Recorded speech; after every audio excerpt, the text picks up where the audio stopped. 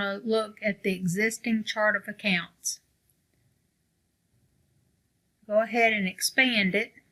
We can see it's very basic and has no mention of Amazon. We need to add some income, inventory asset, cost of goods, and selling expense accounts.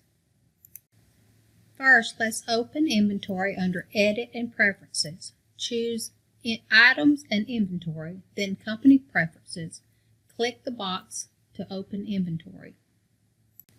Then we will give it a second to reopen.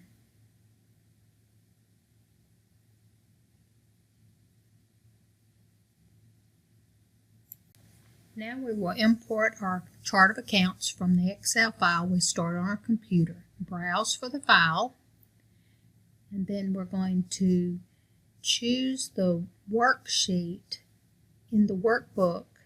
So we're going to click the drop down. The file will be examined to see which sheets are available. In our case, we just have one sheet. This data file has header rows is checked.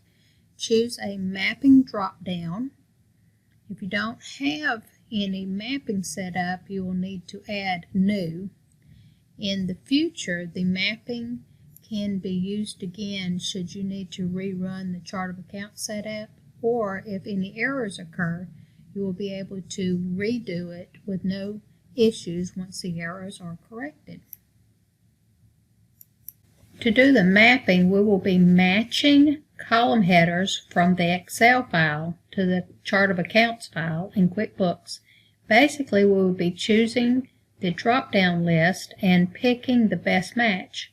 Type is the kind of account like income, expense, cost of goods, etc. Number is if you use the account numbers. We don't in this setup, so it will be blank, but that's okay. The name is the account name, and description is anything that tells what goes in that account. By choosing type, we get the drop-down with suggestions from the Excel file. Choose type and move on. Number is account number. Name is account name. Description is detail type.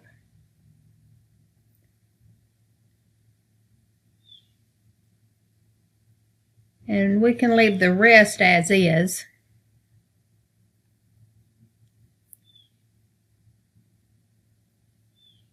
Then we'll click Save.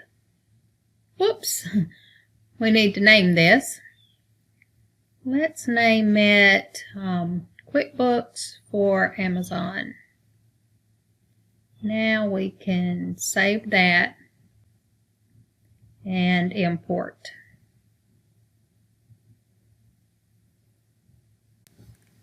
It is important to back up your files before doing any mass changes. Since this is a new company file, there's nothing to back up, but your file may be older. Make sure you have good backups. So we have several options here. The first option doesn't change anything. The second one is what we want to check at this point in the setup. We also want to apply to all, so we do not need to repeatedly answer the question. In future uploads, should you ever need it, you may choose any combination of the answers. Our import finished with 29 accounts or records being successfully imported.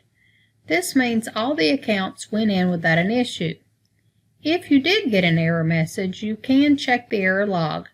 It will be fine if you followed the steps outlined, but should you be using a previously opened company file, there could be things going on that I do not know about. Be glad you have a good backup just in case. With the error log, just correct the errors and import again. It's usually an easy fix.